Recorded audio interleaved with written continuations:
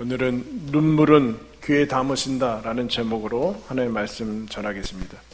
여러분은 언제 제일 많이 울어보셨습니까? 태어나서 지금까지 안 우신 사람은 없을 텐데 언제 제일 많이 우셨어요? 그때 그런 거 느끼지 않습니까? 인간의 몸속에 이렇게 눈물이 많이 있는가? 어떻게 이렇게 계속해서 나올 수 있는가? 라는 그런 생각을 하게 됩니다. 우리가 지난 시간에 하나님께서는 웃음을 창조하시는 하나님, 불가능하고 모든 소망이 끊어진 상태에서 아브라함과 사라에게 100세 때 아들을 주셔서 이제 사라가 나를 웃게 하신다 이렇게 고백하게 만드신 하나님을 보게 되었습니다.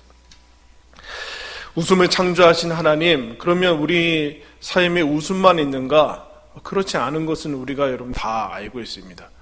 웃음만 있지 않고 오늘 우리가 읽은 말씀에 보면 8절에 이삭이죠. 이삭이 자라고 젖을 뗐다.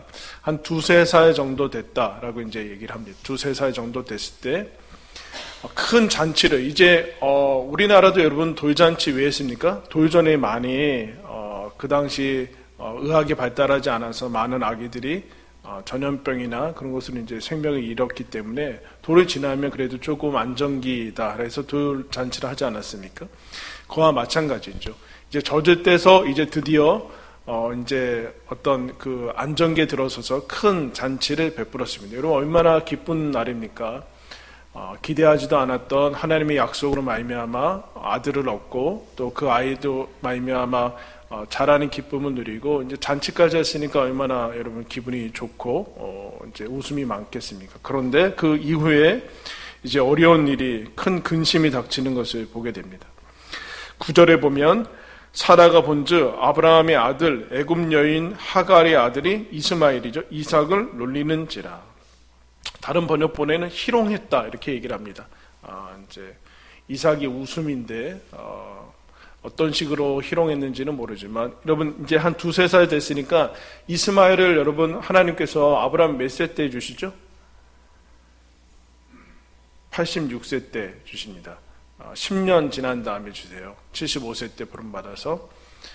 그리고 이삭은 몇 세 때 주세요? 몇 살 차이 나요?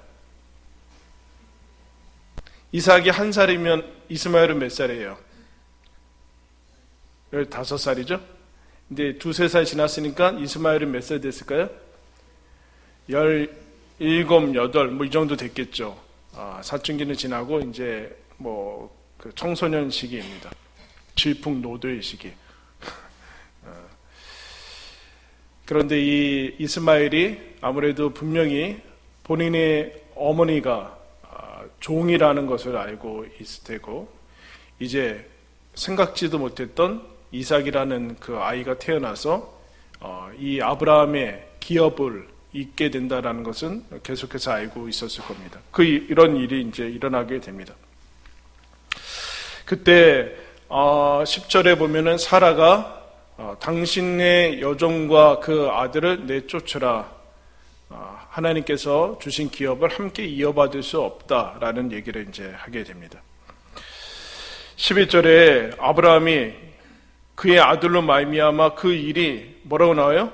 매우 근심이 되었다. 그럼 얼마나 큰 복음입니까? 하나님께 부름받은 그 믿음의 조상 아브라함도 매우 큰 근심이 이 승승장구할 줄 알았더니 그렇지 않은 것을 보게 됩니다. 매우 큰 근심이 있어서 어찌할 바 모르고 있는 지금 상태죠. 어떻게 풀어야 되겠습니까, 여러분? 창세기 16장 거기 오늘 펴시고 16장으로 가시면 아브라함이 10년 지난 다음에 16장 우리가 살펴봤지만 사라가 출산하지 못하니까 애굽 여종을 아브라함한테 줘서 아기를 이제 대를 이어라 그렇게 얘기하니까 그 여종 하갈이 아기를 낳자마자 뭐라고 얘기합니까? 4절에 여주인을 멸시한지라. 잉태한 거 보고 그 다음부터 이제 주인 노릇을 하게 된 거죠. 그러다 이제 사라가 모욕당해서 다시 이제 학대하고 이제 하갈이 도망칩니다. 그러자 여러분 도망쳤는데 하나님이 하갈한테 나타나서 뭐라고 하느냐면은 내 주인에게로 다시 돌아가서 복종하라라고 얘기합니다. 복종해라. 도망왔는데 거기서 네 수하의 그 주인한테 복종해라. 그 다음에 이스마엘을 여러분 낳게 됩니다. 오늘은 정반대예요. 아마 나가고 싶은 생각이 없었던 것 같아요. 근데 첫 번째 이 만남, 이스마엘을 잉태하고 났을 때 그 하갈은 하나님을 처음 만납니다. 부엘라 헤로이라는 그 샘을 보면서 어떻게 내가 여기서 전혀 예상치 못한 곳에서 나를 감찰하시고 보고 계시는 하나님을 만났다. 이스마엘을 그래서 이스마엘의 뜻은 고통을 들으셨다라는 뜻입니다. 그것을 안고 이스마엘을 가득하고 이제 나오면서 다시 그 이스마엘 때문에 다시 들어가죠. 그 안으로 이제 들어가서 살게 됩니다. 그리고 어느덧 이제 10몇 년이 여러분 지난 상태입니다. 하갈은 아무리 봐도 하나님에 대한 그런 감각들은 다 잃어버리고 살았던 것 같습니다.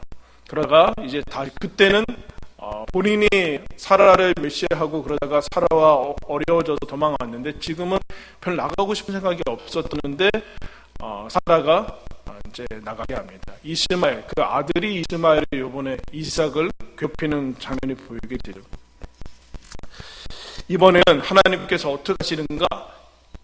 근심하지 아브라함한테 나타나서 아브라함이 매우 근심이 돼서 그러고 있으니까 아브라함한테 나타나서 뭐라고 얘기합니까? 네 아내의 말을 들어라. 남편분들 따라했습니다. 아내의 말을 듣자.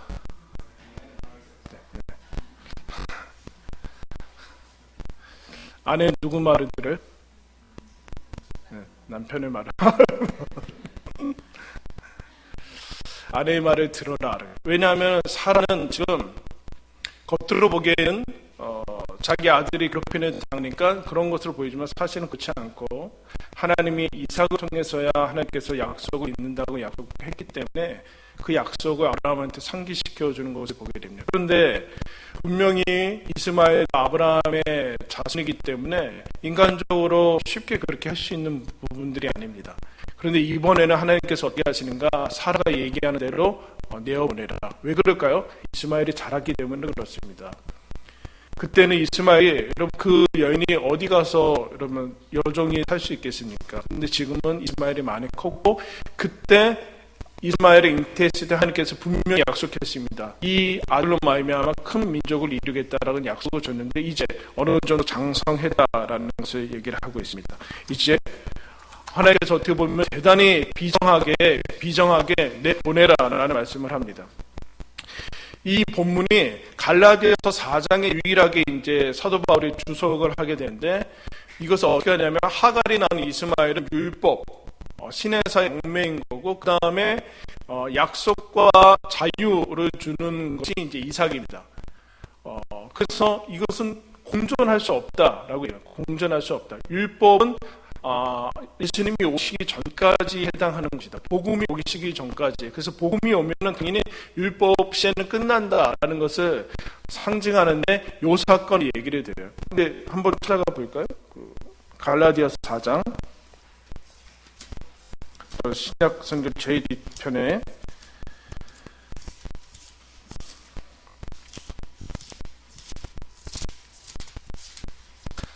307면입니다.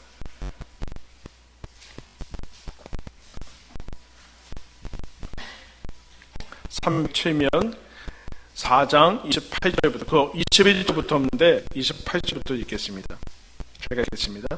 형제들아 너희는 이삭과 같이 약속의 자녀라. 그리스도인에 대해서 얘기하는. 그러나 그때 육체를 따라 난 자가 이스마엘이죠. 성령을 따라 난 자 이삭을 박해한 것 같이 이제도 그러하도다.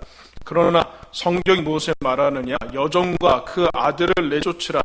여종의 아들이 자유 있는 여자의 아들과 더불어 유업을 얻지 못하리라 하느니라. 그러즉 형제들아 우리는 여종의 자녀가 아니요 자유 있는 여자의 자녀니라. 용어를 이제 이렇게 해석해 주는데 이제 복음에 의해서 이제 해석을 해 주는 겁니다. 지금 무슨 얘기냐면은 육신적인 혈통의 유대인이 아니라는 얘기예요.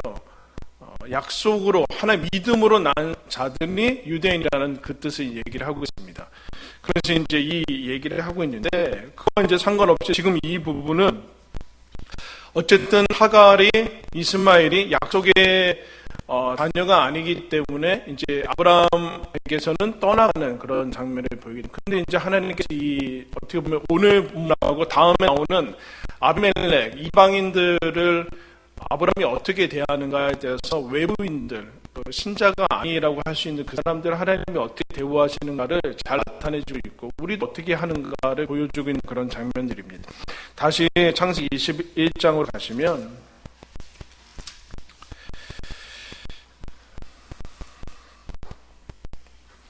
내쫓으라 하나님께서 말씀하니까 아브라함이 어떻게 하냐면 다음날 아침 일찍 일어나서 식량과 물을 줘서 보냅니다. 여러분 이거 쉽지 않았겠죠? 그죠? 아마 이건 뭐 감당할 수 없는 그런 큰 어려움과 슬픔을 이제 보게 됩니다. 하갈이 어깨에 메어서 갔는데 하갈이 14절 후반에 보면은 나가서 방황하다가 이제 물이 떨어집니다. 사막이죠. 광야로 나가서 뭐 어디로 갈 데가 없죠. 정처 없이 가다가 이제 가져온 물 다 떨어지고 이제 죽을 수밖에 없는 그런 상황에 이르게 됩니다. 그 아이도 이제 다 지쳐가고 탈진해가지고 어디에 누워놓고 화살 한바탕 간다 한 50m 정도 되는 거리에 가서 우는 장면이 이제 나오게 됩니다. 이제 죽은 것이죠. 아이가 죽고 이제 여기서 우리는 다시 한 10몇 년 전에 사건이 이제 생각이 나겠죠. 죽는 그런 모습들을 보게 됩니다. 신기하죠, 여러분? 16절에 보면 소리는 내서 울었다라고 얘기해갖고 17절에 하나님이 한번 17절 다 같이 읽겠습니다. 시작. 하나님이 그 어린아이의 소리를 들으셨으므로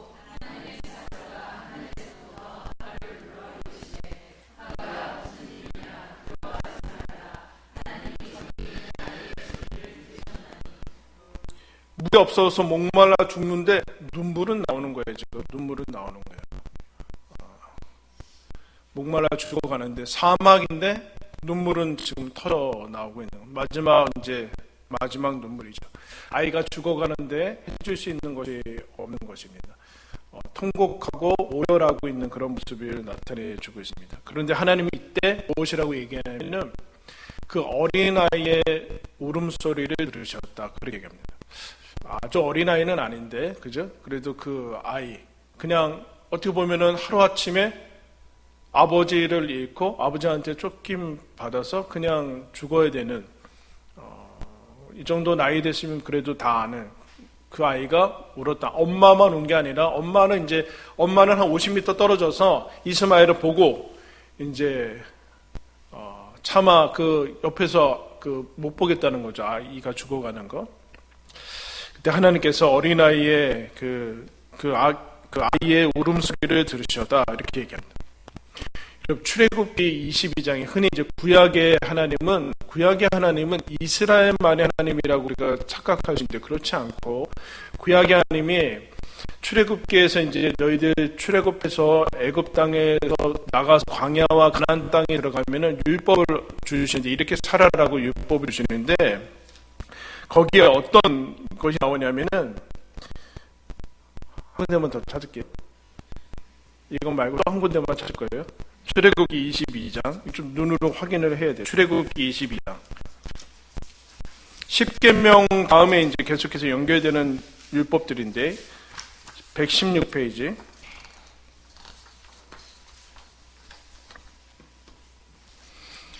22장 21절부터 24절까지 보겠습니다. 너는 이방 나그네를 압제하지 말며 그들을 학대하지 말라. 너희도 애굽 땅에서 나그네였음이라. 너는 과부나 고아를 해롭게 하지 말라. 내가 만일 그들을 해롭게 함으로 그들이 내게 부르짖으면 내가 반드시 그 부르짖음을 들으리라. 나의 노가 맹렬함으로 내가 칼로 너희를 죽이리니 너희의 아내는 과부가 되고 너희 자녀는 고아가 되리라. 지금 이스라엘 백성한테 이 살벌한 얘기를 하고 있어요. 너희들 안에 거하는 이방인들이나 고아나 과부를 잘 대해줘라. 너희들도 옛날에 노예였지 않느냐. 그런데 그렇지 않으면 그냥 끝나는 게 아니라 너희들 과부 만들고 고아 만들어 버리겠다. 이런 얘기를 하죠. 대단히 심각한 엄중한 얘기를 이제 하시는 것이 무슨 얘기를 하는가? 하나님이 고아와 과부의 하나님이고 그들이 부르짖으면 내가 반드시 들을 것이다 라는 얘기를 이제 하게 됩니다.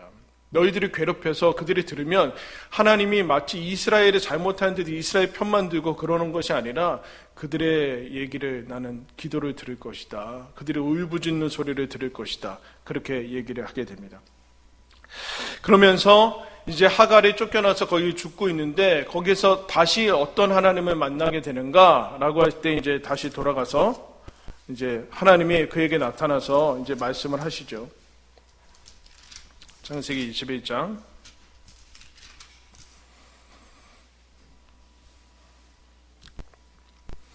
아까 얘기했죠. 하늘로부터 소리가 나서 하갈아 무슨 일이냐 두려워하지 말라 하나님이 저기 있는 아이의 소리를 들으셨으니 일어나 아이를 일으켜 내 손으로 붙들라 그가 큰 민족을 이루게 하리라 하셨느니라. 한번 따라하겠습니다. 눈물을 귀에 담으시는 하나님. 우는데 하나님이 그것을 보시지 않고 보는 것으로 그치지 않고 그 아이의 눈물을 들으셔서 하나님이 일하시는 것을 보게 돼요. 그 얘기를 하는 거예요. 고아와 과부는 어떤 얘기냐면은 어떤 사람들이냐면은 아무것도 의지할 데가 없는 사람들, 아무것도 의지할 데가 없는 사람들이 울 수밖에 없는. 사실 뭐 울어도 소용없는 거죠. 우는 거 여러분 우는 거는 뭘까요? 무능력의 상징 아닙니까? 능력이 있는데 뭐하러 울어요, 여러분? 할 수 있는데 내가 내 능력으로 다 처리할 수 있는데 뭐하러 울고 있어요? 그래서 우는 것만큼 처량하고 어떻게 보면은 막 답답하고 막 그럴 때는 없어요. 근데 하나님이 그때 그 사람들의 얘기를 들으시겠다라고 얘기를 합니다. 다윗이 뭐라고 얘기를 하는가? 내가 밤마다 내 침상을 눈물로 띄었다. 이렇게 눈물로 하도 울어가지고 눈물로 그 이불을 적신 정도가 아니라 침상을 띄었다를. 이제 어느 정도 여러분 너무 과한 거 아닙니까, 여러분? 침상을 어떻게 띄어요? 몇 리터를 네? 그 정도로 울었다고 얘기를 그 정도라고. 근데 더 나아가서 다윗은 기름 부어서 부르심을 받은 왕인데 10몇 년 동안 계속해서 죽임당하고 그러면서 광야에서 아주 그냥 이골이 났는데 더 시편 42편에 이렇게 얘기합니다. 내 눈물이 주야로 음식이 되었다. 아침 저녁으로 내 음식은 눈물이었다. 눈물. 그래서 더 나아가서 시편 56편 8절에 유명한 얘기를 하죠. 나의 유리함을 주께서 계수하셨사오니 나의 눈물을 주의 병에 담으소서. 이렇게 은유를 얘기해요. 내 눈물 하나님 병에 담으소서 기억해 주십시오라고 다윗. 그래서 다윗은 어떻게 인생을 그 젊은 시절을 보냈는가? 눈물로 보냈다 이렇게 얘기하고 있어요. 눈물로. 부러워할 만한 인생이 아니죠. 부러워할 만한 인생이 아니지 않습니까? 근데 하나님께서 어떻게 하시는가? 그 눈물을 다 흘려보내지 않고 그 낭비되는, 예를 들면 물로 치면은 낭비되는 물이 아니라 하나님께서 그것을 다 기억하시고 다 들으시고 보고 그렇게 했다라고 얘기를 하게 됩니다. 히스기야가 유대 왕 중에 하나님을 신실하게 따랐던 왕인데 그가 병들죠. 그러자 하나님께 기도하니까 뭐라고 얘기하는가? 내가 너의 눈물과 기도를 보았다. 내 기도를 들었고 내 눈물을 보았다. 그래서 기도를 응답하시는 것을 보게 됩니다. 울어야 될 때가 있다라는 것이죠. 여러분 예수님이 히브리서 5장에 이렇게 얘기합니다. 예수님은 육체에 계실 때 자기를 죽음에서 능히 구원하실 이에게 심한 통곡과 눈물로 간구와 소원을 올렸다. 예수님이 심한 통곡과 눈물로 기도했다. 여러분 예수님이 무슨 죄가 있어요? 뭘 그렇게 있어요? 근데 신기하게도 여러분 예수님은 웃었다라는 기록은 없어요. 성경에. 그렇다고 해서 예수님은 안 웃었다. 그건 아니에요. 그건 아니고 그 그림 중에 웃으시는 예수님이 있거든요. 멋지게 예수님이 웃으시는 그 장면이 있는데 웃으시지 않았다라고 유추할 수는 없지만 근데 예수님은 이 땅의 아픔들과 그들을 체험하면서 더 많은 웃는 것보다 더 많은 이제 눈물을 흘리신 것을 보게 됩니다. 하나님은 어디에 움직이시는가? 하나님은 눈물 따라 움직이십니다. 눈물 따라 움직이십니다. 그래서 교회란 사실은 교회와 교회의 모든 사역은 눈물을 잘 보고 이동을 해야 됩니다. 눈물을 봐야 돼요. 눈물을 보면서 그쪽으로 이동해야 되는 거지. 울음소리가 귀에 들려서 그쪽으로 향해야 됩니다. 그쪽으로 향하지 않으면 기독교는 너무 가벼운 것이 되고 이상한 종교가 될 수밖에 없어요. 울음소리가 귀에 들리는 것이 사랑이에요. 우리 어머니들 아기 키워보셨잖아요. 네? 아기 키워볼 때 아빠는 안 일어나도 엄마는 일어나요. 그죠? 아빠는 왜 안 일어날까요? 직장 나가서 그런지 모르죠. 어쨌든 어머니는 아이 소리를 듣고 일어납니다. 울음소리를 듣고 일어나게 되는 거죠. 그래서 하나님이 그 다음에 뭘 하시는가? 일어나서 아이를 일으켜서 물을 먹이고 일어나라. 그리고 19절에 하나님이 하갈의 눈을 밝히셨으므로 샘물을 보고 가서 가죽 부대에 물을 채우다가 그 아이에게 마시게 하라. 이런 무슨 얘기예요? 하갈은 샘물 앞에다 두고 목말라 죽을 뻔했다는 얘기예요. 정신 안 차리면 하나님이 눈뜨게 안 해주시면 샘물 앞에다 놓고 죽는 거예요. 근데 울고 하나님을 만나게 됩니다. 웃을 때는 보이지 않는 것이 여러분이 있습니다. 그런 얘기 있지 않습니까? 여러분, 태양만 계속 쬐면 사막이 됩니다. 우리나라 1년 동안 비 안 오면 어떻게 될까요? 끝나는 겁니다, 여러분. 그냥 사막 되는 거 아주 몇 년 동안, 아프리카, 에티오피아 이런데 연내부터 그러지 않았거든요. 그러다가 어느 순간 비 안 오고, 그러고 보니까 그냥 거긴 다 사람이 살 수 없는 그런 땅이 돼버리지 않습니까? 우리가 생각할 때 웃음만 있고 24시간 계속 웃으면은 내 인생이 너무나 좋을 것 같아. 그래서 항상 기뻐하라는 것은 그냥 좋은 일들만 생겨서 그렇다는 것이 아니라는 얘기죠. 그런 일들은 일어나지 않는다는. 울어야 보이는 것이 있다. 울어야 지금 샘물이 보여요. 울어야지 샘물이 보여요. 울어야 들리는 게 있어요. 울어봐야 들리는 것이 있다. 울을 때만에 죽음의 고통과 눈물과 통곡. 그래서 이 눈물의 자리는 어떤 자리인가? 하갈이 하나님을 다시 만나는 자리죠. 다시 아브라함만 있으면 내 인생이 승승장구하겠지? 천만에요. 하나님을 만나야 되죠. 아브라함한테 붙어서는 살 수 없어요. 하나님이 고아와 가부를 붙드신다라는 얘기는 너는 하나님을 의지해라. 그 얘기를 하게 되면 하나님 의지해야 된다. 눈물의 자리는 하나님을 만나는 자리고 샘물을 발견하는 자리예요. 샘물을 발견하는 자리. 거기는 망하는 자리가 아니라 깊어지는 자리예요. 깊어지는 자리. 웃기만 해서는 여러분 뭐가 되겠습니까? 애들은 여러분 웃어야 되죠. 애들이 수심이 가득하면 어른들이 잘못하는 거죠. 근데 어른들이 아무 생각 없이 그러면 됩니까? 웃어도 어른들은 여러분 고민하고 생각을 해야 되고 근심을 해야 되고 하는 것이 여러분 어른들의 모습 아니겠습니까? 이 눈물의 통곡의 자리, 내 인생이 끝날 것 같다라는 자리에서 하갈은 다시 하나님을 이제 만나게 됩니다. 20절에 뭐라고 얘기하는가? 정신을 차리고 이제 그 이후에 나오죠. 하나님이 그 아이와 함께 계심에 그가 장성했다. 이런 뜻이에요. 하나님이 함께 하셔야지만 자란다라는 뜻. 여러분, 아이가 저절로 큽니까? 밥 먹고 시간이 지나면 자라는 거 그렇지 않아요. 하나님이 함께 하셔서 크는 거예요. 하나님이 함께 하지 않으면 이 땅의 사람이 아니겠죠. 이거 기억해야 돼요, 여러분. 하나님이 함께 하신 증거가 쑥쑥 자라는 거예요. 시간이 지나는 것이고 하루하루 지나는 거예요. 그게 하나님이 나랑 함께 했다는 증거가 어디야? 오늘 살았잖아요, 여러분. 오늘 스스로 살았어요? 여러분 스스로 심장을 뛰게 할 수 있어요? 스스로 여러분 자가호흡을 한다요? 그렇지 않잖아요. 하나님이 함께 했다라는 증거죠. 그래서 장성하게 합니다.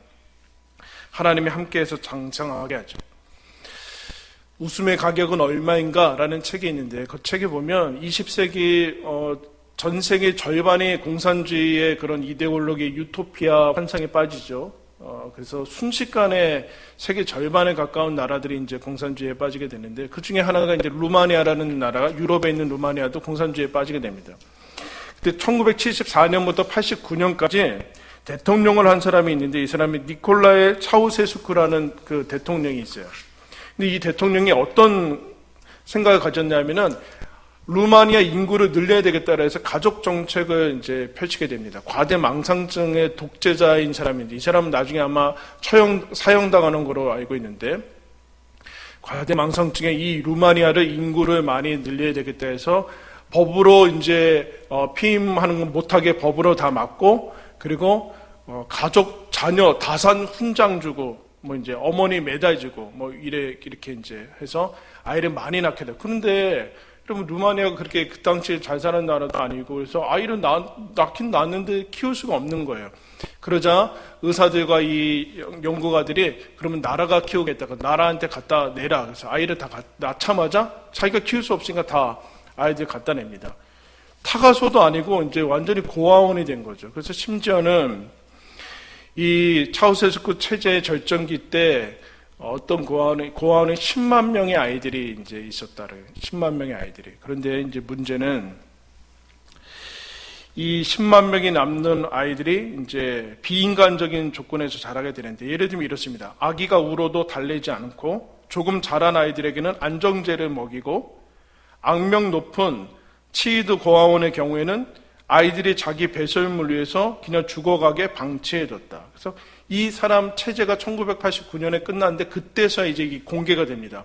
그래서 세계가 치를 떨고 분노에 떨면서 구호 정책이 들어가고 그 연구도 같이 들어가는데, 이 아이들을 어떻게 치유할 것인가, 어떻게 이 가족한테 떨어져서 집단으로 수용이 돼서 하는데 이거 어떻게 해야 되는가 이제 하게 되는데, 여러 학자들이 거기 투입돼서 이제 연구하고 치료를 하게 됩니다. 그 중에 이 조사를 이끌었던 찰스 넬슨이라는 사람이 보고서를 보면서 이제 아이들을 보면서 큰 충격을 받게 되는데, 136명의 한 그 부쿠레슈티라는 그 고아원의 아이들을 조사합니다.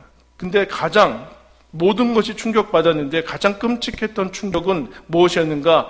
수면실의 고요함이었다.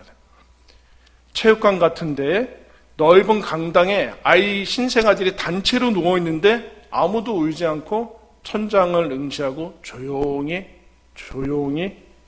쥐죽은 듯이 있었다. 이건 불가능한 일이죠, 이거. 불가능한 일이에요. 그래서 이 연구에 참여한 하버드 의대 신경학자가 이렇게 했었습니다. 소리내 울어봐야 무엇하겠는가. 어차피 아무도 그들에게 신경 쓰지 않을 텐데. 울어봤자 소용없다는 것을 그 아기들이 알았다는 거죠. 넓은 강당에 아이들을 그냥 다 몰아넣고서 죽든 말든 뭐 울어봐야 무슨 소용이 있는가. 그 아이들이. 그래서 이 연구를 하는 사람들이 아이들은 울지 않는 신생아들을 보면서 자기들은 우느냐고 계속해서 눈물을 닦고 눈물이 보이지 않기 위해서 계속해서 밖으로 나와야만 됐다. 이렇게 얘기해요. 여러분, 울어봐야 무슨 소용이 있는가. 내 인생이 이렇게 울어서 뭐 하나님이 도와주시는가라는 그런 삶의 그런 통곡의 그런 고통의 시간들, 갈증과 목마름과 사막과 같은 인생과 내 인생은 이것이 뭔가라는 그런 생각이 들 때 하나님께서 오늘 무엇이라고 얘기하냐면 너희들은 눈물을 보고 듣고 그 담아 하나도 놓치지 않을 하나님이 계시다라고 얘기를 합니다. 무엇이라고 얘기하는가? 얘들아 울어도 된다. 그럼 하갈은 사실 야곱의 자녀가 아니지 않습니까? 근데 하나님이 그냥 흘려보내지는 않으세요. 그 아이의 울음소리를 들으시고 찾아가서 무엇이라고 얘기합니까? 얘야 울어도 된다. 아무 일 아니다. 일어나서 힘내라. 물 먹고 다시 힘내서 걸어가라 라고 하시는 하나님이 계신 것을 보게 됩니다. 하물며 택함받은 자들의 여러분 눈물을 하나님께서 외면하시고 놓치고 그렇게 하시겠습니까? 우리들에게 우리의 그 고통과 아무런 소망이 없어 보이고 남 몰래 혼자 어떻게 할 수 없어서 혼자 흐르는 눈물을 하나님은, 다른 사람은 몰라도 하나님은 다 귀로 담으시고 다 마음속에 기억하시고 일하고 계시다라고 얘기하고 있습니다. 왜냐하면 우리가 믿고 우리랑 함께 하고 계시는 분이 그 위의 눈물을, 나의 눈물을 하나님 귀에 담고 계시는 하나님이다라고 오늘 말씀하고 있습니다. 여러분, 그래서 하나님이 뭐라고 그러세요? 울어도 된다. 너는 울어도 된다. 울어도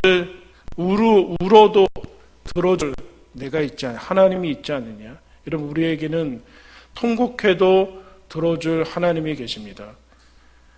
울어도 되고, 그리고 다시 힘내라. 하나님께서 눈을 밝히셔서 눈물의 그 샘에서 샘물을 발견하게 하시고 새로운 인생을 또 허락하시는 것을 보게 됩니다. 그 하나님, 저와 여러분이 믿는 하나님이니까 여러분 의지하시고 힘내어서 살아가는 저와 여러분들 되길 바랍니다. 우리 아까 불렀던